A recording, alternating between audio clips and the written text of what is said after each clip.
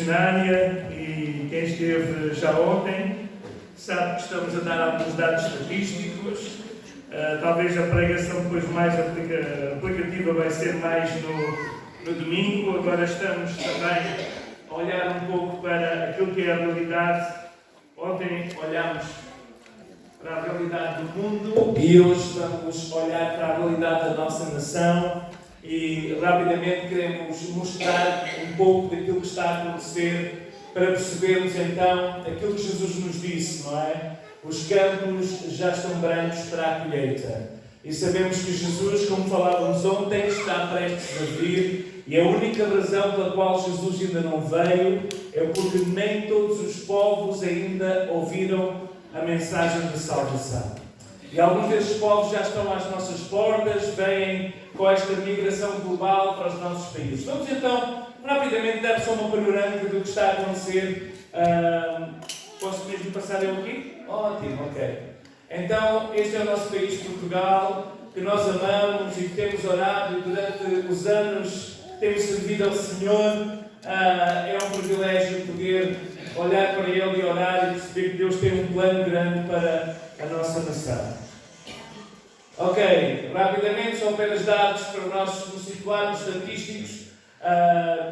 Estima-se que neste momento haja cerca de 10.374.000 habitantes e em termos de religião, estes são os dados do census, os dados oficiais. A religião católica continua a ser a maior religião, nem que seja nominal, mas é a maior religião, mas na verdade tem vindo a perder números nos últimos anos e outras igrejas têm vindo a crescer, nomeadamente a igreja protestante ou outra cristã onde se encontram os evangélicos. Ainda ontem eu estava a enviar um e-mail para o presidente do Instituto Nacional de Estatística a lhes pedir que no ano que vem, 2021, por favor, ponham lá a religião evangélica para nós termos os dados mais certos, porque alguns irmãos colocaram nas estatísticas que eram protestantes e outros que eram outros cristãos, porque não queriam ser protestantes porque eram evangélicos. Então, ficava sem saber. Mas todos os estudos dizem que neste momento, da população que se diz protestante ou evangélica, são cerca de 2,8%, mas o grande problema é que o número tem vindo a aumentar. Estamos a olhar para os últimos censos de 2011, 7,5% da população, neste momento, não tem religião. Ou seja, é um grupo que tem vindo a aumentar nos últimos anos. Então, estes são os dados. Este é o estudo da Universidade Católica. 2,8% os evangélicos, então a faixa vermelha, os católicos ainda com uma maioria. E vamos começar pelo Algarve. No Algarve, realmente, os católicos perdem a sua força e os evangélicos, por causa da imigração, principalmente os nossos irmãos que eram do Brasil e que ali trabalham, e há muitas e grandes igrejas evangélicas de nacionalidade ou de origem brasileira e missões, e também missões internacionais. Então o número ali sobe bastante, é 7,5% no Algarve. Este é o estudo da própria Universidade Católica. Depois, subindo um pouco, nós vamos para, espero eu, às vezes passa, outras vezes não. Ok, não há problema. Vamos passar já para a frente, também não temos muito tempo. Este estudo das perguntas que a Universidade Católica fez achei muito interessante, porque perguntaram às pessoas o que é que eles fizeram no fim de semana, o que é que fizeram ao domingo. Então a grande parte das pessoas disseram que foram trabalhar, cerca de 20% dos não crentes, os católicos 18,8% e os protestantes ou evangélicos 20% também foram trabalhar. Depois, dos evangélicos 10% passaram o fim de semana fora, daqueles que se dizem evangélicos, 24,2% foram dar um passeio, e 8 foram ao centro comercial, outros fizeram desporto e apenas 23,6% foram ao culto. Isto dá-nos os dados mais concretos, porque os 2,8% é números que estão a enganar muito as estatísticas, que são aqueles que se dizem evangélicos, ou porque são filhos de crentes, ou netos de crentes, mas estão afastados, querem-se continuar a identificar com a religião, com a tradição dos seus pais, mas já não tem nada a ver com ela. Então estes dados são importantes para nós percebermos o nosso campo missionário. Portugal é o 5º país mais pessimista do mundo, segundo as estatísticas gerais. É o 4º país da Europa com mais violência doméstica. É o 3º país com o maior índice de suicídio da União Europeia. É o 6º país com o maior índice de depressão. e cerca de 4% da população, segundo o Pew Research Center, isto foi um estudo feito no ano passado por este Centro Internacional, cerca de 4% serão protestantes ou evangélicos. Mas este número e os dados que nós temos de 2016 da Aliança Evangélica, apenas 0,5% estão comprometidos com a igreja local. Então são 44 concelhos no nosso país que não têm qualquer igreja evangélica, em que 21 sede de concelhos, ou seja, noutros 21 concelhos existe uma igreja, mas não na sede de concelho, e mais de 3.000 freguesias não têm uma presença evangélica. Esta é a realidade da nossa nação, esse é o nosso campo missionário dentro das nossas fronteiras. As igrejas estão cada vez mais concentradas no litoral, em especial em Lisboa, onde nós vamos ver mais à frente quase 60% dos evangélicos estão na Grande Lisboa, Porto, Setúbal e Coimbra. Estes são os dados da nossa. Vamos também não deixar, e temos que ter muita atenção, que o número daqueles que não têm religião e o número daqueles que agora assumem como ateus tem vindo a aumentar nos últimos anos. 7% dizem que não têm religião alguma e 5% consideram-se ateus. E este é o estudo feito no ano passado por este centro de pesquisa.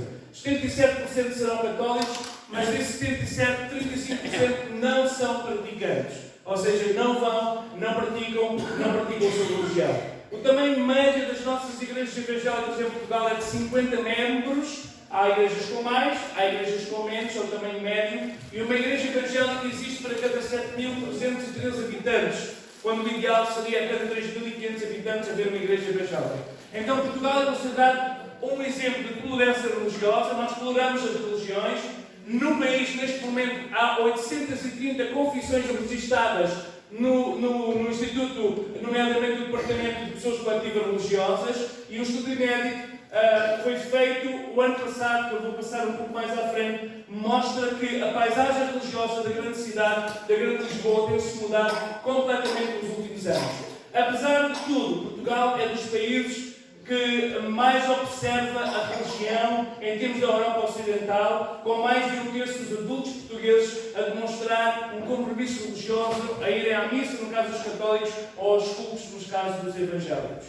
Agora, outro campo de missão que nós temos são os estrangeiros em Portugal. E nós temos 5 etnias em Portugal, ou melhor, sim, 6 etnias em Portugal, que não são consideradas, como nós falávamos ontem em Oeiras, que não são considerados alcançados, ou seja, são um povo, um PNA, um povo não alcançado. E essas etnias são os árabes marroquinos, que eles são cerca de 6.000 em Portugal, que são os registros do Departamento de Imigração do CEF, haverá muitos mais que não estão registados. Os Janaki, que são principalmente pessoas que vieram da Índia ou do Paquistão. Alguns japoneses, também que é considerado um povo não alcançado, os judeus, claro, porque praticam o judaísmo, mas temos então o sul asiático em geral, que praticam o hinduísmo. Estamos a falar de todos aqueles povos ligados à Índia e ao Paquistão, como falávamos ontem ao Nepal. São cerca, neste momento, de 80.000 que estão em Portugal, em que desses apenas 2% são crentes evangélicos, graças a Deus pelas igrejas paquistanesas, nepalesas, que abriram em Lisboa e que têm bastantes crentes, mas é apenas uma pequena percentagem do número geral. Depois temos outros grupos, temos os grupos ciganos, uma etnia, um povo que tem a sua própria cultura, e alguns outros povos, inclusive está ali por fim os timorenses, os romenos, que já são, portanto, e outros povos que não são alcançados. Mas estes são os 6 povos não alcançados em Portugal, que nós temos que orar por eles, para que Deus nos dê oportunidades, porque como nós falávamos ontem, muitos deles, quando conhecem Jesus numa nação estrangeira, mais tarde se tornam missionários na sua terra, nem que seja pelas relações que têm com as suas famílias lá onde estão. E nós temos então ali estes povos que nós devemos de orar e que vivem já em Portugal e que provavelmente cruzamos com eles na rua e que não conhecem o Senhor e pertencem a um povo não alcançado. Um estudo do Centro de Religião e Cultura veio-nos dizer que os católicos têm vindo a diminuir e os indiferentes passaram, como eu já referi, e esta é a minha preocupação nesta noite, porque nós estamos a ter cada vez mais pessoas indiferentes a Deus, indiferentes à religião. Apesar de haver um grande aumento dos protestantes evangélicos, que passam de 0,3 em cerca de 10 anos para 2,8, e graças a Deus pelo que está a acontecer, também as testemunhas de Jeová têm vindo a crescer. E eles cresceram 50% nos últimos 10 anos, E os ateus então cresceram quase 100%, cerca de 90%. Também um grupo de pessoas sem religião aumentou cerca de 40% e algum por cento. Estes são os dados da Aliança Evangélica, daquilo que são as igrejas que são consideradas igrejas evangélicas. Nós vimos um grande número crescente desde 1960 e principalmente nestes anos em que a Assembleia de Deus teve um papel determinante na expansão do Evangelho pelo Ribatejo, pela grande cidade. Quando chegamos aos anos 70, principalmente com o retorno dos portugueses que vieram retornados de África, onde as igrejas evangélicas, os irmãos aqui na linha de Cascais, tiveram um trabalho incrível e muitas dessas famílias foram salvas, seus filhos foram libertos e hoje são um povo evangélico. A tendência continuou a crescer. Nos anos 80 eram 900 igrejas. No ano 2000, com a vinda dos imigrantes, principalmente do Brasil, o número atingiu um ponto mais alto, com 1.630 igrejas evangélicas registradas, que nós tínhamos conhecimento na Aliança, mas o número tem vindo a diminuir nos últimos anos. Principalmente com o retorno dos brasileiros, alguns subiram para a Europa, outros voltaram para o seu país. Agora temos uma segunda onda, já estamos a fazer um novo estudo para apresentarmos no ano que vem. E já estamos a ver muitas alterações, como vamos ver a seguir, mas na verdade em 2016 nós tínhamos uma média de uma igreja de 49 membros e tínhamos apenas 0,43 os crentes evangélicos em termos de população. Ou seja, basicamente seríamos, se nós considerarmos os únicos discípulos de Jesus Cristo, somos um povo não alcançado.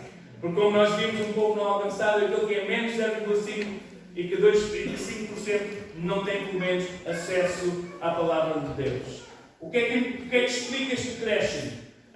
Com o projeto de Missão Global 2015, que nós tivemos envolvido, inclusive nós, o pastor Lamy e eu, tivemos tentando abrir igrejas no país. Na verdade, a grande parte das igrejas que nós abrimos, todas elas já fecharam.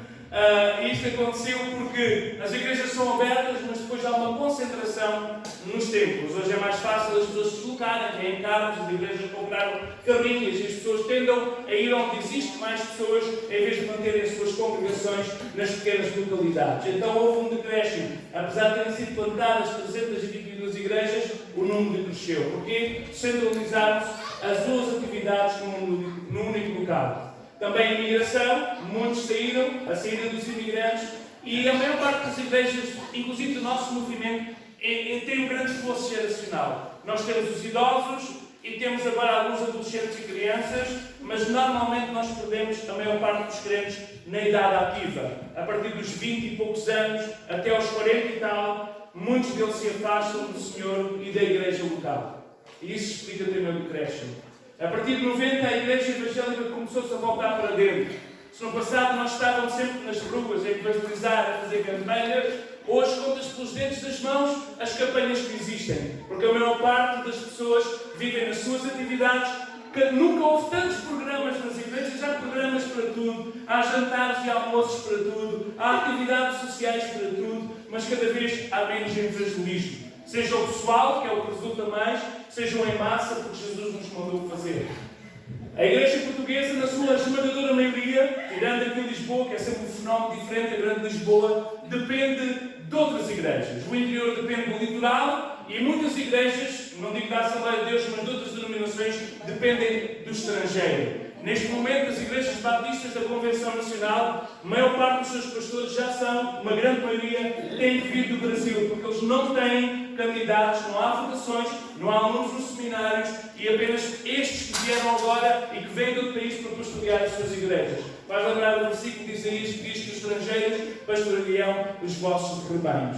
Graças a Deus que temos aqui uma boa leve também de obreiros que estão agora, e nós acreditamos que no momento da nossa juventude Deus vai levantar mais homens e mulheres com essa visão. Os distritos com menos igrejas, o primeiro é o Vila Real. Em 2016, a Aliança Evangélica, nós tínhamos uma percentagem em Vila Real de 9 crentes por cada 1000 habitantes. Ou seja, 9 por 1000, 0,09%. Isto era aquilo que os pastores do distrito de Vila Real, onde os irmãos têm esta missão em Valpar, foi os dados que nós recebemos, é o distrito que mais precisa de investimento, que mais precisa de evangelização. Graças a Deus pelas boas notícias que temos de lá para cá, do que Deus já está a fazer. A Guarda continua a ser o distrito também com 0,13%, 0,13%, não é 13%, é 0,13%. Braga, o concelho, um distrito mais jovem, já foi o mais jovem da Europa, mas continua a estar no top, também continua a ser o terceiro distrito com mais necessidade de igrejas evangélicas que trabalham com uma percentagem de cristãos muito baixa, ainda que Braga nos últimos anos está a mudar completamente, com uma grande avalanche de imigrantes que vieram do Brasil e que estão lá a residir e de outros países e que agora têm aberto muitas igrejas e alcançado, eu peço desculpa, carreguei aqui sem querer passar, alcançado muita gente. Então, estes são os distritos que estão ali vermelho,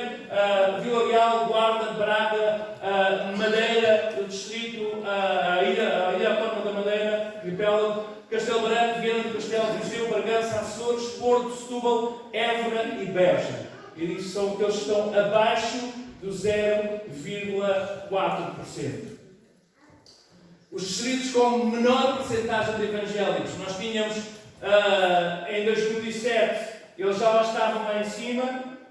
O distrito número 1 era as Ilhas, o número 1 naquela altura até era o distrito de Braga, mas graças a Deus pelo grande investimento que nós fazemos na Aliança Evangélica, na Assembleia de Missões, quando vamos a congressos internacionais, apresentamos a necessidade e muitos missionários estrangeiros vieram para Braga, para aquela zona, e algum trabalho tem vindo a acontecer, e graças a Deus tem vindo a acontecer. E em cerca de 10 anos nós vimos Braga deixar de ser o distrito com menos presença de evangélico, mas infelizmente o seu vizinho, o distrito de Vila Real, tornou-se o número 1, o número 2 é ali a Guarda, e o número 3 continua a ser Braga. Precisamos de orar, principalmente pelo norte de Portugal, 5 distritos que estão lá em cima, que pertencem ao norte e interior de Portugal, Viana do Castelo, não é assim tão mal, mas temos Braga, Vila Real, Bragança, Guarda e Castelo Branco, e também Viana do Castelo, que é uma zona de Portugal onde os evangélicos têm vindo a desaparecer, e nós precisamos de orar muito por esta zona da nossa nação. Em termos de igrejas que foram abertas, nos últimos anos, cerca de 322 igrejas foram abertas, em média 21 igrejas a cada ano, mas os batismos têm vindo a decrescer. 39% dos batismos foram feitos nas igrejas novas, graças a Deus por isso. Por isso é que nós temos que investir em igrejas novas, em plantação de igrejas. Mas cada uma dessas igrejas realizou em média 6 batismos nos últimos 2 anos. Vamos passar, estes são dados. Os irmãos depois, se quiserem, posso partilhar esta apresentação. Quando perguntamos às igrejas, perguntámos às igrejas se tinham sonhos de abrir novas igrejas nos próximos 5 anos. Claro, Litoral, Porto, Lisboa, Setúbal, disseram que sim, queriam abrir novas igrejas, mas a maior parte dos distritos não tinham planos de abrir novas igrejas. Graças a Deus que isso mudou. A Assembleia de Deus do Porto tem feito um grande esforço e tem aberto muitas igrejas no distrito de Vila Real, no distrito de Viana do Castelo, e alguma coisa está a acontecer, mas na verdade esta é a nossa realidade. As igrejas não tinham sonhos de abrir novas missões, de começar novos trabalhos.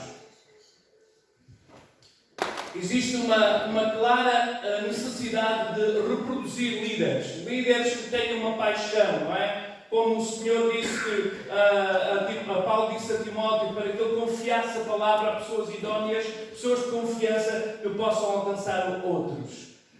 Então aqui é o quinto minguante porque era onde a igreja estava a desaparecer, onde vive 1 milhão de habitantes, 10% da população, e onde os evangélicos têm a menor porcentagem do país. Destes 5 distritos, há apenas 1.745 evangélicos que os pastores disseram que assistiam ao culto regularmente.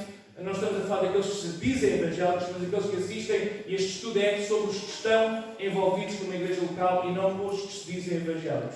Isto é um estudo interno, que nós não queremos partilhar, houve alguém que teve acesso a ele, mas é um estudo apenas para nós. As cidades, nós temos visto a Grande Lisboa, principalmente as cidades, a terem um despertamento e muitas igrejas estarem a surgir. 46 igrejas foram plantadas nos últimos 15 anos nestes concelhos, nos 10 maiores concelhos de Portugal, que têm cerca de 1/4 da população. Vamos ver mais à frente alguns números. E agora sim, ok, isto agora já faltou aqui um slide, ou eu saltei, que era um slide sobre a realidade espiritual aqui da Grande Lisboa. Não sei se eu saltei atrás. Mas a realidade é que 5% da Grande Lisboa, neste momento, dizem-se que são cristãos evangélicos. Mas, quando confrontados com os dados dos pastores que disseram no nosso estudo da assistência e participação da Igreja, esses dados são completamente diferentes. Nós não chegamos a 1%, significa que 4 em cada 5 dizem-se evangélicos, mas não estão envolvidos como igreja local. E este é um grupo que tem vindo a crescer, chamados desigrejados, aquelas pessoas que assistem aos cultos de internet, aquelas pessoas que vão apenas a um culto especial, no Natal, numa atividade especial, aquelas pessoas que vão, às vezes, aos cultos dessas igrejas que fazem mais cultos tipo eventos, tipo festivais, e onde eles vão assistir, mas não têm qualquer ligação, onde dão e recebem de uma igreja local. Esta é a nossa realidade. E nós vamos à palavra do Senhor, depois já voltamos ali, podem tirar o PowerPoint. E nós vamos continuar com o texto que ontem começámos a estudar. E levo os irmãos a abrir novamente a palavra do Senhor em Mateus, no capítulo 9. E nós, quando olhamos para estes números, nós olhamos para estes campos brancos. Faltou também ali outro slide sobre a espiritualidade. E a espiritualidade diz que a Europa está aberta a uma nova espiritualidade, mas não quer ter nada a ver com a Igreja. Por causa dos escândalos que têm acontecido nas igrejas, principalmente nas igrejas tradicionais, as novas gerações estão abertas à espiritualidade, mas estão fechadas à instituição, às instituições chamadas igrejas. Graças a Deus que não tem o coração fechado a Jesus. E é isso que nós precisamos verdadeiramente entender. Apesar da maior parte dos países da Europa, como por exemplo na República Checa, os jovens com menos de 25 anos dizem 94% que não querem ter nada a ver com Deus, nós em Portugal ainda temos nos jovens cerca de 36% que gostariam de conhecer mais acerca de Deus. Claro que isto é uma percentagem, nós temos depois quase 70% que não querem saber nada de Deus. Então nós precisamos de olhar à nossa volta e ter o olhar de Jesus, como falávamos ontem. E é isso que nós olhamos para Jesus. Ele é o nosso exemplo, Ele é o nosso modelo, Ele é a nossa referência. É Ele a quem nós temos que imitar, ao nosso Senhor e Salvador Jesus Cristo. E eu gosto muito destes versículos e uso sempre em todas as conferências missionárias para nós encontrarmos aqui pilares que devem sustentar a Igreja de Jesus Cristo e em especial uma Igreja missionária. Vamos ver os últimos versículos, 35 a 38. Já lemos ontem só tocámos a leve. Hoje vamos tentar ir um pouco mais além. Mateus 9, 35. Diz assim a palavra: percorria Jesus todas as cidades e aldeias, ensinando nas sinagogas deles, pregando o Evangelho do Reino, curando de todas as enfermidades e moléstias entre o povo. E vendo a multidão, teve grande compaixão deles, porque andavam desgarrados e errantes, como ovelhas que não têm pastor. Então disse aos seus discípulos: a seara é realmente grande, mas poucos são os ceifeiros. Rogai, pois, ao Senhor da seara que mande ceifeiros para a sua seara. Então nós encontramos aqui 4 pilares fundamentais para uma igreja missional. Para uma igreja que cumpre o propósito de Deus no mundo. E estes são pilares que sustentam, tal qual uma cadeira que está aqui. Se nós partíssemos 2 das pernas de trás, ela cairia para trás. Se nós partíssemos as da frente, ela cairia para a frente. Se nós partíssemos uma de lado, até podia aguentar, mas se alguém sentasse de lado, ela cairia de lado. E assim como uma mesa ou uma cadeira, ainda que existe algumas com um design de 3 pernas, precisa normalmente de 4 pernas para sustentar. A igreja precisa de ter 4 princípios fundamentais. E nós encontramos aqui nestes versículos. O primeiro princípio fundamental é aquilo que falámos ontem. A igreja precisa de ter visão. A palavra do Senhor diz que sem visão o povo perece. Se não houver uma liderança na igreja, se não houver um envolvimento de toda a igreja para olhar o mundo, para ver as necessidades, nós estávamos a olhar aqui estes dados.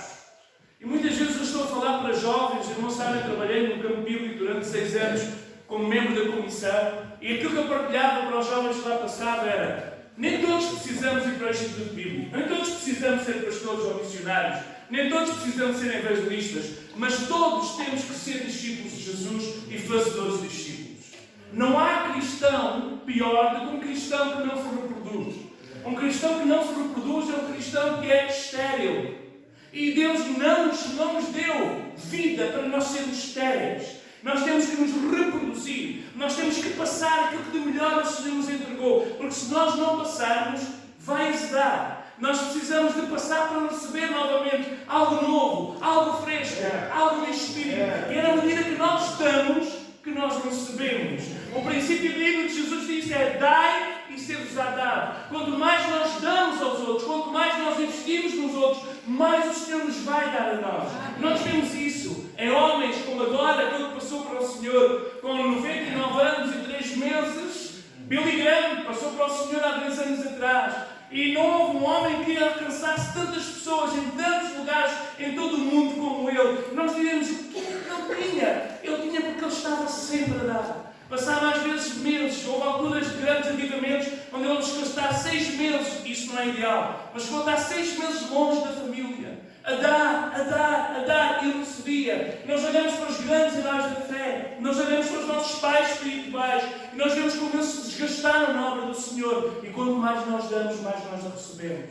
O grande problema é quando nós deixamos de dar. O Senhor também nos deixa de dar. Porque nós não somos cheios do Espírito para sentir um arrepio na espinha. Nós não somos cheios do Espírito para ter algum tipo de experiência sobrenatural. Nós somos cheios do Espírito com um propósito para falar aos outros das maravilhas, daquele que nos tirou das trevas para a sua maravilhosa luz. E a igreja quer ser uma igreja que se move no sobrenatural, quer ser uma igreja que tem experiências sobrenaturais. Nós precisamos de entender que Jesus deu tudo, deu a sua vida, mas deu o seu tempo, deu o seu ministério. Mas em primeiro lugar precisamos de ter visão. Olhamos para estes números, olhamos para estes conselhos, para estas cidades onde não existe presença evangélica. Olhamos para os estrangeiros que estão nas nossas cidades, que não conhecem Jesus, que nunca conheceram um cristão sequer. E nós podemos fazer amizade com eles. Mas como eu estava a dizer há pouco, deixa-me recuperar a ideia. Eu acredito que Deus quer levantar uma geração de jovens que vai não receber os 4.000 e tal euros que o governo diz que vai dar para se mudarem para o interior,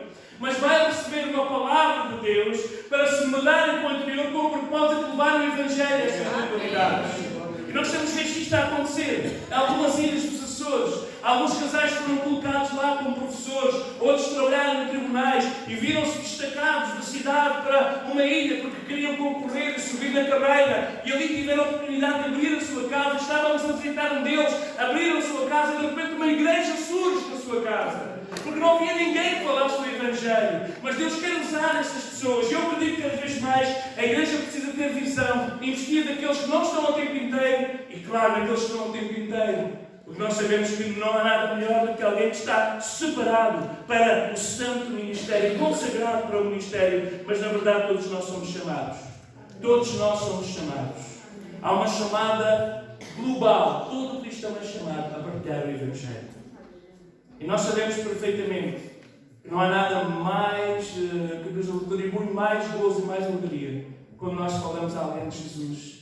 E principalmente se essa pessoa verdadeiramente aceitar Jesus. Não há alegria maior, não há gozo maior, não há prazer maior. Então Jesus aqui nós vemos no versículo, quando estamos aqui no versículo 36, diz que ele viu a multidão. E ele olhou para a multidão que estava subcarregada de pesos religiosos que eram colocados sobre eles pelos escribas e fariseus.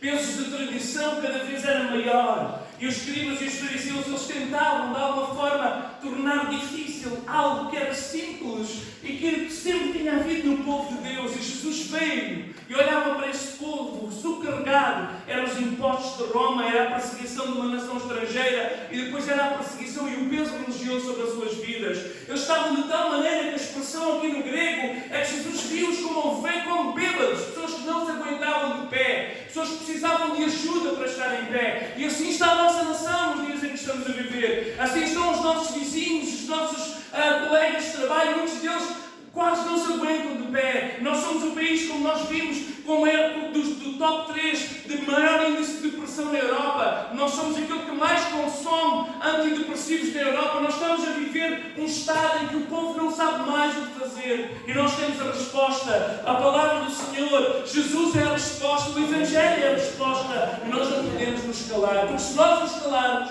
alguma coisa mal acontece. Quando uma igreja se cala, ela desaparece. Quando uma igreja se cala, ela desaparece. Quando um cristão se cala, a sua espiritualidade desaparece, a sua alegria desaparece. Tal qual aqueles leprosos lá à porta de Samaria, que eram os únicos que tinham acesso ao lado de fora, porque não podiam estar do lado de dentro, tinham aquela peste, aquela lepra, eles não podiam estar dentro das muralhas, e depois daquele círculo sírio que estava fechado, eles estavam ao ponto de morrer de fome lá dentro, e os leprosos, os familiares, não lhes traziam comida, eles estavam ali no campo, ao longe viam a cidade, lá longe os seus familiares não lhes traziam comida, eles não podiam entrar em contato com eles, e havia um grande exército ali ao lado, mas Deus ouviu, porque o profeta profetizou, e Deus desbaratou aquele exército, e eles desapareceram e deixaram tudo, as tendas cheias de comida. E aqueles leprosos vão até àquele acampamento e encontram comida e comeram. E comeram, e comeram, e comeram. E de repente Deus disse: o que nós estamos a fazer não é nada bom. Hoje é dia de boas novas. Se nós nos calarmos, alguma coisa mal nos sucederá. Irmãos, a razão pela qual a igreja está a definhar é porque a igreja tem de se calar. E é isso que o diabo quer. É nos calar. É nos manter entre quatro paredes. É nos manter numa inércia espiritual. Parece aquelas pessoas que são mantidas ligadas à máquina. Que precisam da máquina para sobreviver. E alguns crentes precisam dos cultos para sobreviver. Precisam do domingo para sobreviver. E ali vão, estão a adorar. Se calhar é a única vez que oram durante a semana. Se calhar é a única vez que adoram durante a semana. Se calhar é a única vez que pegam na Bíblia durante a semana. E eles estão como alguém que precisa daquela deixa-me passar a expressão, é um diálogo espiritual para sobreviver. Porque a contaminação já é tão grande. Mas, meus amados, se nós dermos, Deus colocou em nós algo que diz que aquele que crê em mim, disse Cristo, rios de água viva fluirão. E esses rios de água viva que vêm fluir quando nós damos. Então Jesus olhou para as multidões e viu a multidão carente, uma multidão dependente de alguém que lhes falasse e lhes libertasse dos pesos em que eles estavam a viver. Essas pessoas eram pessoas que estavam, como eu já referi, debaixo de pesos políticos, financeiros, sociais e religiosos. Mas Jesus parou para olhar a multidão. Nós precisamos de parar para olhar. Olhar as pessoas à nossa volta, olhar a realidade que acabámos de ver. Graças a Deus, porque o Senhor tem trazido outros para falar o Evangelho. Nós estamos a viver momentos, por acaso o slide saltou, no Conselho de Odivelas, e é um caso de estudo de várias fundações que estão a estudar o Conselho de Odivelas. Neste momento tem mais igrejas do que cafés. Igrejas evangélicas. Em garagens, em lugares, talvez estou a exagerar um pouco, mas é utilizando uma expressão que costumamos utilizar. Não sei se tem mais igrejas do que cafés, mas tem muitas igrejas. Mas sabemos que são igrejas com o propósito apenas de sustentar alguns mercenários. Nós sabemos disso. Nós sabemos que os podem pregar por porfia, por inveja, ou até mesmo para apenas satisfazer o seu ventre. Mas na verdade é que o Evangelho está a ser ministrado. E se nós não fizermos, Deus vai trazer outros para fazer. Porque Deus vai sempre fazer a obra. Se nós, a Assembleia de Deus, não fizermos, Deus vai levantar outros ministérios e outros movimentos para o fazer. Porque a obra do Senhor ninguém pode parar até que Jesus venha buscar a igreja. E nós sabemos que a igreja está no estado, e nós vimos ontem este versículo, Jesus profetizava que o amor de muitos esfriaria. É verdade que esta é uma profecia de Jesus Cristo, mas existe outra profecia que o Espírito Santo nos deixou em Atos dos Apóstolos, que diz: nos últimos dias eu derramarei do meu Espírito sobre toda a carne. Os meus filhos, os nossos filhos profetizarão. Os nossos idosos terão sonhos e visões. E nós acreditamos que este é um estado que é possível a igreja viver. Nós só temos que escolher, como dizíamos ontem, qual é o caminho da última igreja? Laodiceia ou Filadélfia? Qual é o caminho da última igreja que nós queremos seguir? Que tipo de igreja queremos nós pertencer? Melhor, que tipo de igreja queremos nós ser? E nós queremos ser uma igreja que cumpre o propósito de Deus. Então temos que parar com Neemias, que estava lá como copeiro do rei. Um bom posto, um bom emprego, uma boa posição. Ou para um estrangeiro, para um refugiado, era algo expatriado, era algo fenomenal. Ele estava junto do rei. Mas de repente um amigo veio e disse: olha, Jerusalém está um caos. Os muros foram derrubados, as portas foram queimadas. E ele, ao ouvir as notícias, ele podia dizer: eu não tenho nada a ver com isso. Eu agora vivo aqui muito bem. Eu agora sou copeiro do rei. Mas não, diz que ele se sentou. Ele, ao ouvir aquela notícia, ele parou o que estava a fazer. Ele parou as suas atividades e sentou-se. E diz que ele chorou. E chorou amargamente. E nós estamos em dias em que a igreja precisa voltar a chorar. A chorar pelos perdidos. A chorar por aqueles que estão a caminhar para o inferno. Aqueles que não têm alguém que lhes fale do nosso Senhor amado Salvador Jesus Cristo. E ele chorou, mas ele não continuou a chorar, porque há um tempo para chorar, e há um tempo para levantar. Ele levantou-se e agiu e teve a coragem de ir diante do rei, contra todas as leis dos copeiros. E ele chegou junto do rei, e ele conseguiu. E disse: vamos nos levantar e vamos edificar. E esta é a palavra do Senhor para a igreja, neste ano de 2020. É tempo de nos levantarmos e edificarmos o reino de Deus. É tempo de nos levantarmos novamente, olhar para as necessidades, mas principalmente olhar para as oportunidades. Deus está-nos a dar oportunidades, abrir os nossos olhos. O nosso irmão leu muito bem: olha para nós. O problema é que a maior parte dos cristãos não podem dizer isso, porque estão vazios. Se disserem: olha para nós, a pessoa vai dizer o quê? O quê? Tu falas mal de toda a gente?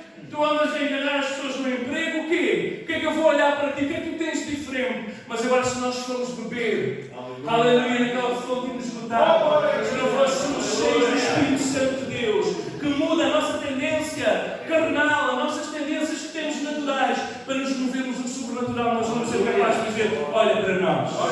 É esta ter visão e olhar também para aqueles que estão de fora. Olhar e ver, parar e ver que essas pessoas precisam. Eu lembro-me de William Carey. Nós todos lemos esta história do grande pai das missões. Ele era um sapateiro que estava lá na Grã-Bretanha, não sei se era em Londres, mas numa das cidades ali da Inglaterra onde ele estava a trabalhar. Ele era um homem que era apaixonado por Jesus. Ele tinha se convertido há pouco tempo, ele queria fazer alguma coisa, mas ele não era sapateiro. Então ele estava, e um dia ele estava a ler um jornal, na altura não havia revistas, um jornal da preto e branco, e abre e vê ali uma fotografia de grandes multidões na Índia, e o seu coração se moveu de íntima compaixão. Ele viu e teve uma visão. Ele viu aquelas crianças, aquelas multidões que ninguém lhes falava do Evangelho, que o próprio Império Britânico não queria que ninguém lhes falasse do Evangelho, não queria que ninguém os ensinasse a ler, não queria que alguém fosse libertar da inércia, porque eles dependiam do trabalho deles e queriam continuar a sugar de lá. Mas o William Carey teve uma chamada e teve uma visão. E ele colocou aquela fotografia diante dos seus olhos. E enquanto ele arranjava os sapatos, ele olhava para a fotografia e enchia-se e orava: Senhor, dá-me uma oportunidade. E um dia vai ter coragem, vai ter com o seu pastor na igreja e vai dizer: pastor, eu tenho uma chamada missionária para a Índia. E o pastor diz: oh, mas é juízo. Para a Índia? Qual Índia o quê?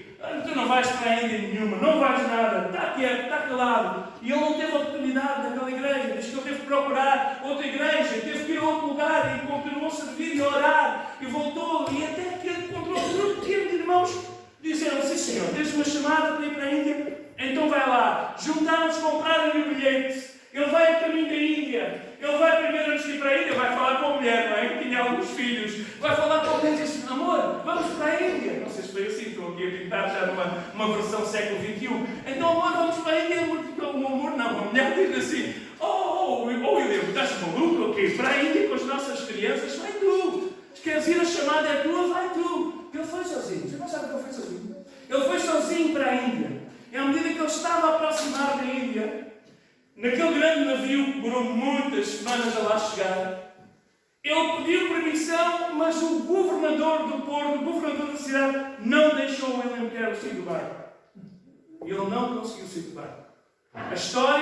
A história diz-nos que ele não saiu do barco.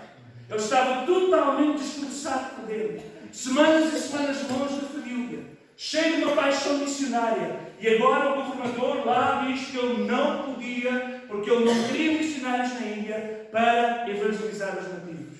E ele voltou. Ele voltou totalmente destroçado. Eu não sei o que aconteceu nessa viagem de regresso. Deve ter chorado muito. Deve ter clamado muito ao Senhor. Deve ter perguntado muito ao Senhor o porquê. Porquê Deus? Porquê Deus? Às vezes nós choramos aos pés do Senhor e dizemos: porquê, Senhor? Porquê que isto nos está a acontecer? Esta seria outra pregação. É importante termos a prática do desabafo aos pés do Senhor. Muitos cristãos perderam isso porque Deus dá-nos essa oportunidade não apenas de louvar, não apenas de lhe pedir, não apenas de adorar, mas também de desabafar, dizer até coisas que não são a sua vontade, mas no segredo do nosso quarto nós podemos fazer isto ao Senhor. E talvez lá no porão, William orou e disse: Senhor, porquê? Vamos lá continuar, depois já voltamos à história de William Carey. Então ele está de volta à Grã-Bretanha. A primeira coisa, nós vemos Jesus ter visão, tal como William Carey teve uma visão daquele povo. A segunda coisa que nós vemos, já falámos ontem, é que Jesus não apenas teve visão. É importante termos visão. Nós temos estratégias, nós temos pessoas que fizeram este estudo e que trabalham, que são voluntários. Temos agora uma série de pessoas que se voluntariaram para fazer telefonemas. Vamos começar a fazer novamente o estudo este ano. Isso é muito importante, ter pessoas e técnicos. Mas nós precisamos de fazer aquilo que Jesus fez. E o resultado. E o versículo diz que Jesus, verso 36, viu a multidão e ele teve grande compaixão. Ele teve grande compaixão. E se o primeiro pilar da igreja é a visão, e precisamos ter uma igreja com visão, o segundo não é menos importante, é paixão. É compaixão. Uma igreja que não tem paixão pelos perdidos está condenada a desaparecer. Uma igreja que não tem paixão pelos perdidos é uma igreja que perdeu o propósito completo. Porque a única razão pela qual a igreja está na terra é por causa daqueles que ainda não são igreja. Senão já tínhamos sido todos arrebatados.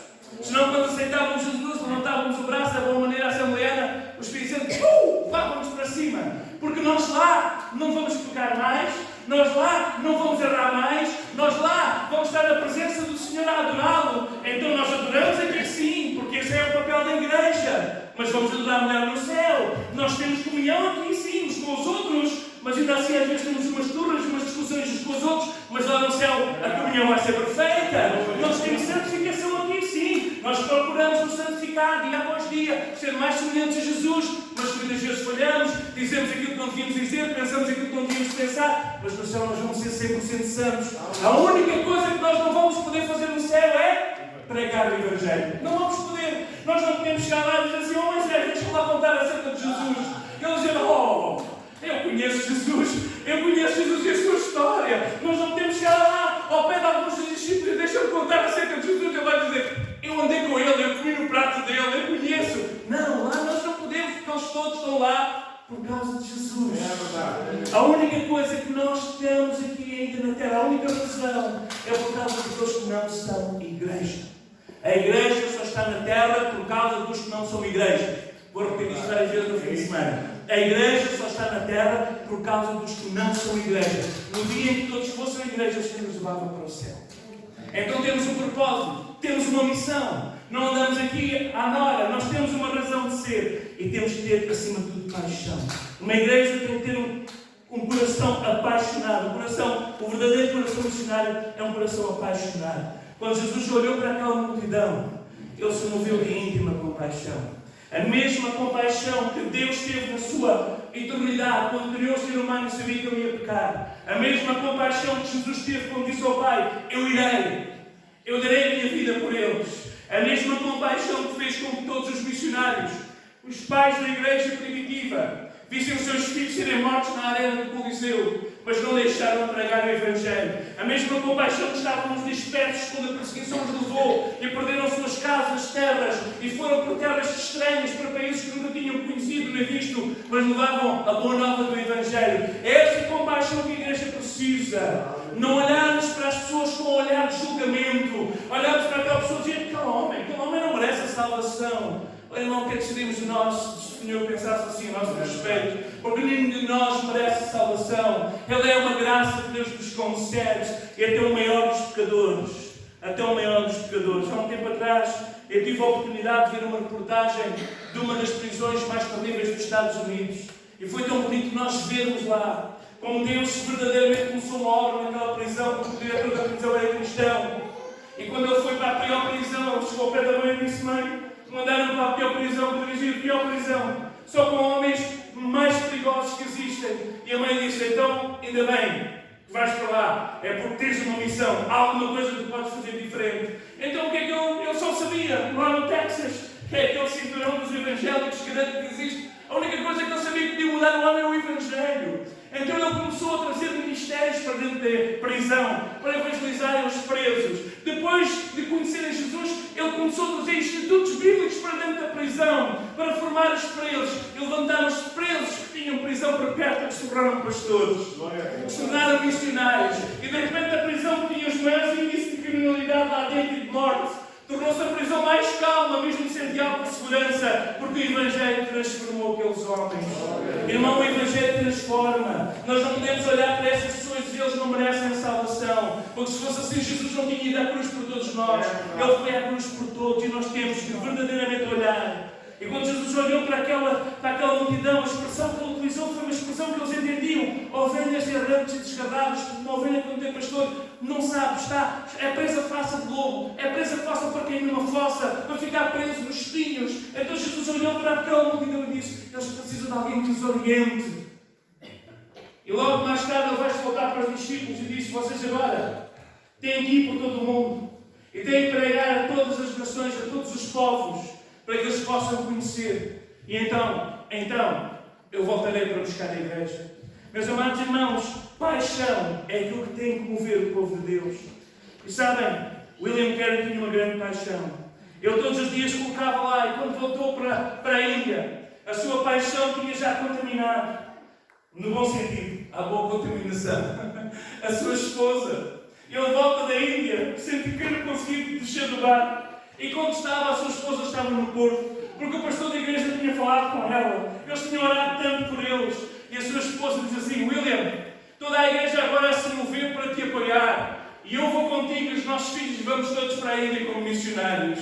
E sabe o que aconteceu? A paixão tinha agora passado para a mulher e para os filhos. E William Carey, sua esposa e os seus filhos foram para a Índia. E ainda hoje, as gramáticas de William Carey são usadas em muitas escolas. Porque ele não apenas lhe ensinou que Jesus era a resposta e a solução, mas ele ensinou-nos a ler para que eles pudessem ler nas suas próprias Bíblias a palavra do Senhor. Tudo isto porque um homem não se limitou a ser um mero sapateiro. Ele era um sapateiro, sim, de profissão, mas ele era um filho de Deus, um embaixador de Jesus Cristo. E é isso que Deus quer fazer. Não importa qual é a tua profissão. Às vezes pode parecer a mais simples. Às vezes parece que estás na rua a fazer um trabalho público e sentes-te envergonhado. Eu quero dizer, Deus pode dar oportunidades que outros podem não ter. Através do teu trabalho, através dos contactos. Simplesmente quando saís de casa, faz uma oração e diz: Senhor, dá-me uma oportunidade para partilhar o Evangelho hoje. E Deus vai colocar alguém no teu caminho. Quando nós estávamos a preparar o Festival de Esperança, eu gosto muito de ouvir as histórias daquilo que Deus está a fazer no mundo. E o nosso irmão Ramos estava a partilhar que quando eles estavam a preparar, logo a seguir que eles foram para a Austrália, quando eles estavam a preparar lá a campanha na Austrália, que foi em 6 cidades ao mesmo tempo, diz que uma irmã de 80 e tal anos telefonou para os escritórios e disse assim: eu quero ser voluntária na campanha de Billy Graham. Eles disseram: ok, não sabiam a sua idade, convidaram a irmã então para vir, para ser voluntária, mas chegou com muita dificuldade, com o seu andarilho, chegou lá e disse assim: eu sou voluntária. E ela: olha, irmã, que bom que a irmã é voluntária. Eu tinha coragem para dizer que ela já era um pouco, já tinha um pouco de idade a mais, e limitações físicas. E ela disse: olha, há 60 anos, quando o Billy Graham veio à Austrália, eu e a minha família nos convertemos naquele estádio. E de lá para cá, todos os dias, eu fiz um pacto com Deus. E eu pego no meu folheto 4 passos. E esta semana, graças a Deus, o irmão idoso de Lisboa telefonou-me e disse assim: pastor, ainda existem aqueles folhetos 4 passos para a salvação? Eu disse: existe sim. Então eu vou ir buscar. Digo: olha, nós queremos estar em Belas. Mas Belas eu vou sair, não tenho transporte, o meu filho trabalha na Câmara, etc. Digo: olha, irmão, então, e na Aliança Evangélica? Na Aliança eu já fui, sou sócio. Então, olha, fica lá uma caixinha, deixa lá uma caixinha. O irmão foi lá, a irmã Sandra estava a contar, o irmão apareceu. Apareceu o irmão, de idade.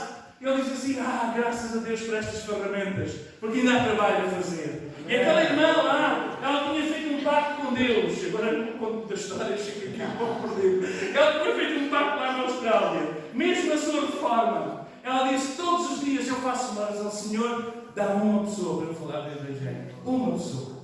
E ela vai para o café, lá para aqueles cafés, não é? E senta-se lá numa mesa, numa hora onde ainda há mesas livres. E depois vem aquela hora em que toda a gente corre para ir beber o café, e ela senta-se num canto de uma mesa, e a mesa toda está livre. E de repente fica assim a olhar para a fila. E ela talvez um jovem pega no café café e fica a olhar à procura de uma mesa. E ela faz-lhe sinal e diz assim: há de sentar aqui. Ela diz: o quê? Posso sentar? Sim, sente-se aqui, há aqui um lugar para si. E ela fica só a olhar para aquele jovem na primeira fase. O jovem bebe e ele começa a fazer algumas perguntas.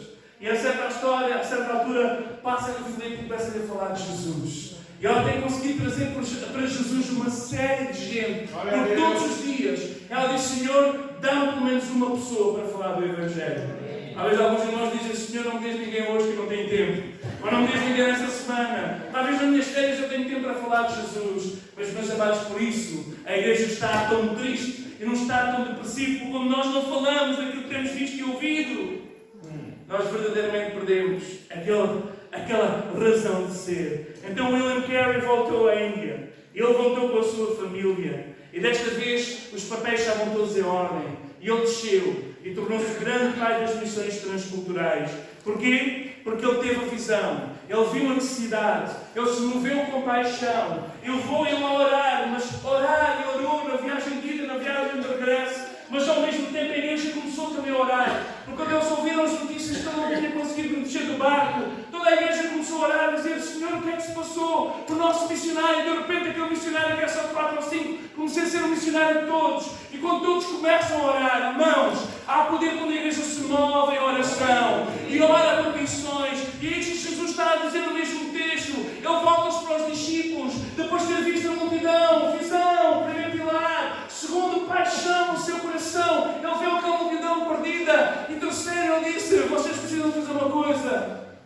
Dobrem os joelhos, rogai ao Senhor da seara. Quem vive sem fez para a sua seara. Irmãos, esta é uma oração que a igreja nunca pode deixar de fazer. Rogai ao Senhor da seara. Palavras do nosso Senhor Jesus Cristo. Rogai ao Senhor da seara. A seara é verdadeiramente grande. Os trabalhadores são poucos. Rogai, pois, ao Senhor da seara que mande trabalhadores para a sua seara. E se nós temos medo de enviar os nossos filhos, Deus vai usar outros.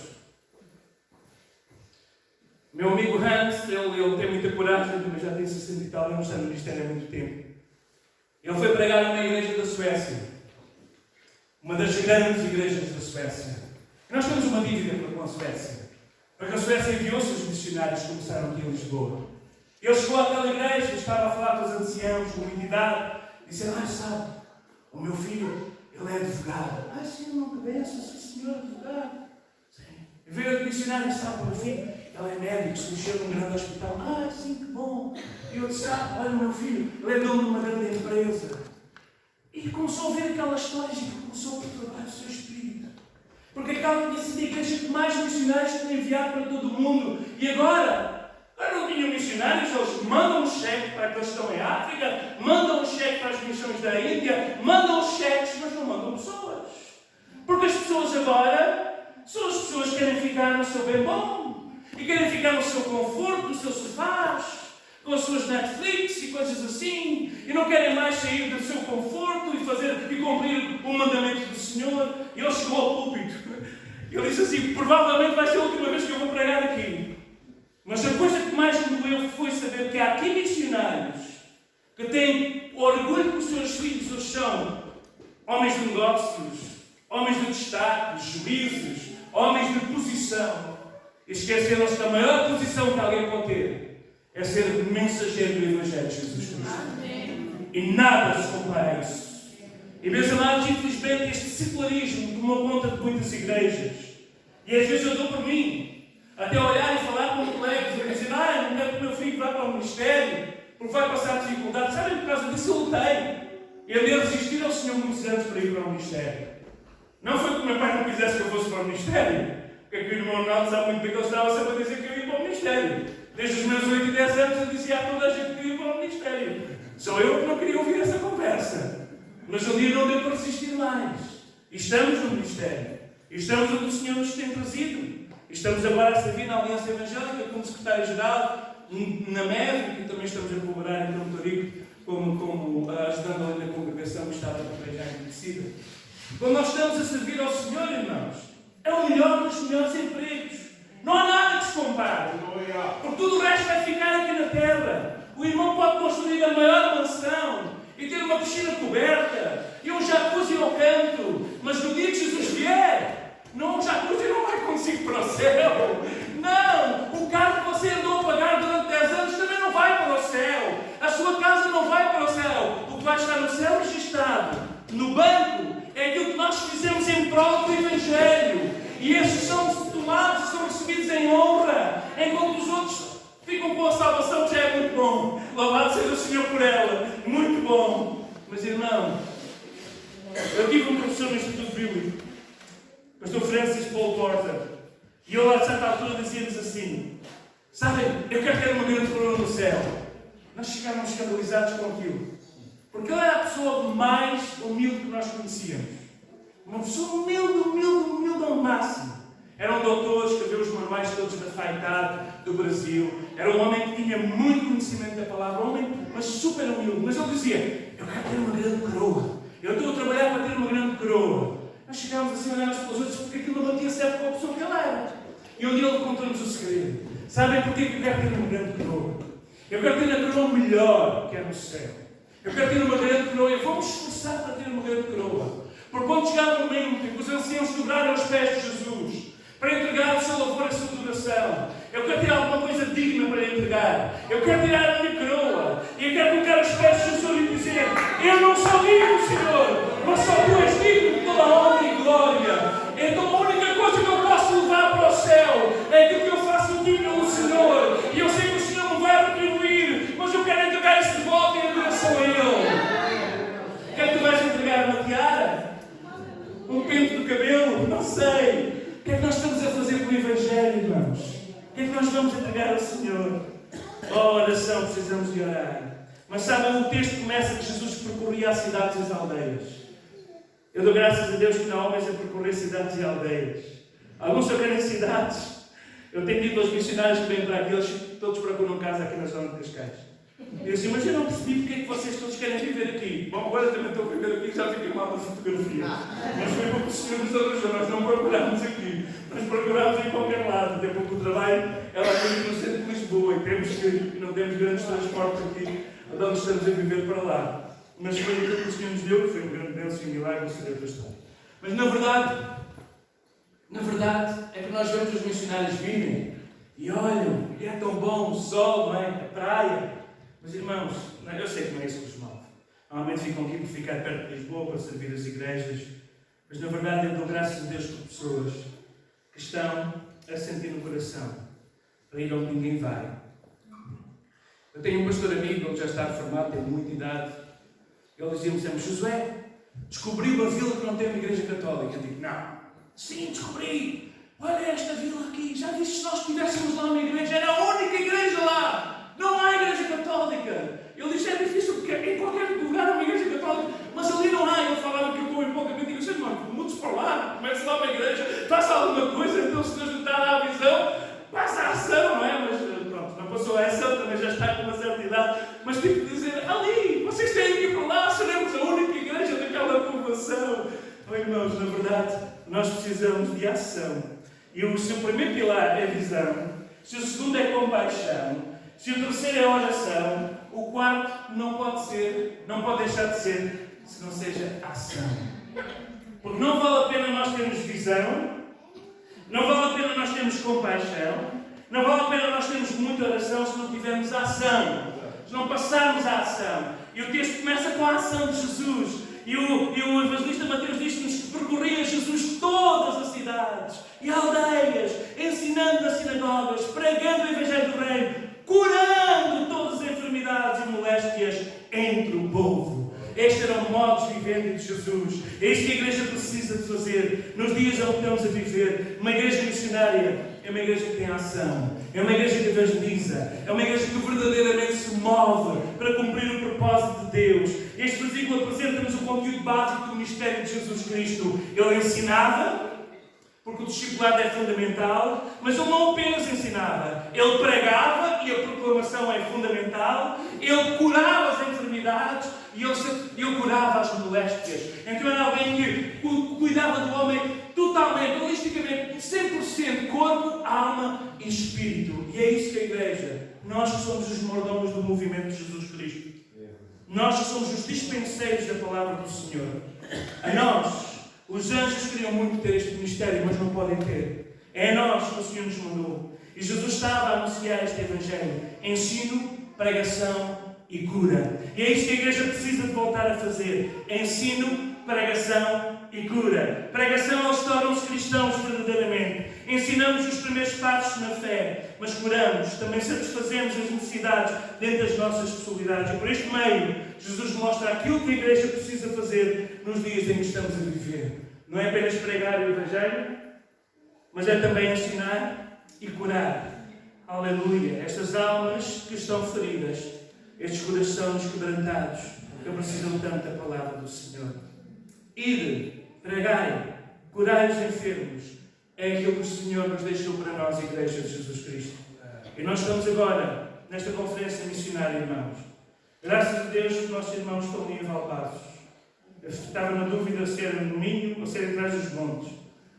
Atrás dos montes. Graças a Deus. Temos heróis da fé em Trás dos montes. Louvado seja o Senhor.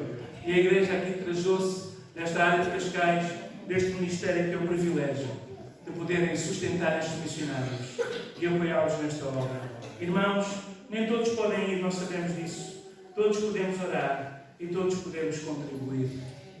Há uns anos atrás, eu vou terminar com esta história verídica. Nós estávamos ali em Évora, durante 10 anos servimos o Senhor naquela igreja. Quando fomos para lá, era uma igreja extremamente envelhecida, sem crianças, praticamente sem qualquer jovem. Deus nos deu a oportunidade de trabalharmos, nos deu uma chave, que era o Ministério Social.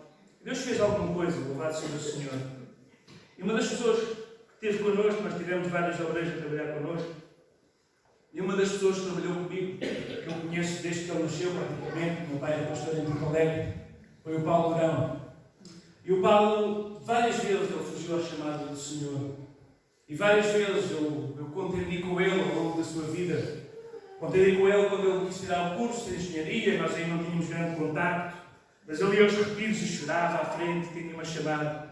Ele dizia-me, pronto, ok, eu vou tirar o curso de engenharia, mas depois eu vou então para a obra do Senhor. Mas logo veio uma proposta de emprego, com o carro, para trabalhar numa fábrica de açúcar ali, plantação de beterraba, e de repente ele já podia comprar o seu apartamento, ter um carro. Ele dizia-me, deixa-me só fazer o estágio durante os anos, depois eu virei para a obra do Senhor. E houve um dia que eu tive mesmo quase que o jogar ao céu, dizer assim, Louvado, o que é que tu estás a fazer? O Senhor não vai contender para sempre contigo. Ou tu tomas uma decisão de servir o Senhor e seguir o Senhor, ou então alguma coisa pode correr mal. E ele tomou essa decisão. Ele largou o emprego, despediu-se da empresa e foi para o Instituto. Infelizmente, na altura, eu escolhi o Instituto, não estava com a convenção e não teve grandes oportunidades ministeriais. Mais tarde, nós fomos buscá-lo, depois de alguns insucessos do seu ministério e algumas coisas correram menos bem. Ele veio trabalhar connosco como voluntário, sem receber absolutamente nada. E Deus nos usou de uma forma incrível. E Deus nos deu a oportunidade de começar um ministério de jovens, adolescentes, teens. E ali em Évora nós vimos Deus usá-lo de uma forma incrível. Ele começou o trabalho social, tinha esta visão missionária do trabalho social. Abrimos vários trabalhos sociais, desenvolveu o seu trabalho, dedicava-se totalmente àqueles trabalhos sociais. E Deus usava de uma forma incrível. Um dia, nós, como sempre fazemos na nossa igreja, trazemos sempre os missionários que passam por Portugal. Bom, agora já não estou lá, mas trazíamos sempre os missionários para passar nos nossos púlpitos. E veio um casal da Guiné-Bissau. Um casal que ele tinha fugido da Guiné e tinha vindo para Portugal para tentar uma melhor vida. Ele já tinha tido um casamento, tinha corrido mal com o filho. Saiu de lá e veio para a África fora, fugindo da Guiné. E chegou a Portugal e antes de chegar a Portugal do Norte da África, ele teve um encontro com Jesus e tornou-se cristão. Ele que vinha de um animismo, ele tornou-se cristão. E quando chegou aqui a esta zona, ele teve uma chamada de Deus. E Deus não apenas o discipulou através da igreja, o batizou, ou lhe deu uma formação teológica, como lhe deu uma chamada para voltar para a Guiné. Ele casou com uma portuguesa e foi para a Guiné-Bissau. E estava ali o Aré e Isabel, que estavam a partilhar da nossa igreja. E depois desse fim de semana, o qual chegou para mim e disse-me assim, José, Deus estava a chamar para a Guiné. Eu disse, o que é que tu estás a fazer? Quer dizer, claro que eu não disse isto, só pensei, porque não ia dizer isso, ao contrário de tudo aquilo que eu ensinava, mas pensei, o que é que isto está agora a fazer? Agora que Deus está nos a abençoar aqui, ele é o meu braço direito e esquerdo, na altura eu estava envolvido com os mistérios itinerantes, praticamente ele é o pastor da igreja. Mas Deus estava a chamar o melhor, porque Deus chama o melhor. Deus não chama aqueles que não têm nada para fazer, Deus chama pessoas ocupadas na obra. Deus chama pessoas que já provaram, que já deram alguma coisa na sua igreja local. Nós dizemos o quê, então? Vamos embora. Vamos embora. Se Deus está a chamar, vamos embora. Nós somos uma missão, nós dependemos de Lisboa. Nós recebemos o salário de Lisboa, mas vamos embora. E de repente, os irmãos têm acompanhado, e os irmãos também estão a apoiar financeiramente aqui como igreja. Nós olhamos para aquilo que Deus está a fazer. Eu estive agora, o ano passado, lá na Guiné-Bissau. Irmãos, é incrível o que é que uma pessoa com uma chamada, uma pessoa com visão, com paixão, com uma igreja que suporte a oração e também a contribuição, mas uma pessoa que age e que se move, o que Deus pode fazer. O impacto que Ele pode fazer. Ele levou-me a conhecer lá o Rego, o dirigente da aldeia onde ele tem a base missionária. Ele sempre está-lhe a oferecer, ou diz pelo menos que oferece a galinha, normalmente oferece a galinha que vai oferecer já estava doente, então por isso não pode oferecer aquela, que era estar destinada. Ele agora brinca um pouco com aquilo, que isto tem sempre uma para ele. Mas ele esteve ali e nós vimos como toda a gente o reconhece o trabalho que ele está a fazer. Um homem que verdadeiramente teve uma chamada de Deus. Deus deu uma visão, ele deixou que essa visão descesse ao seu coração e cheio de paixão e com oração. E Deus levantou recursos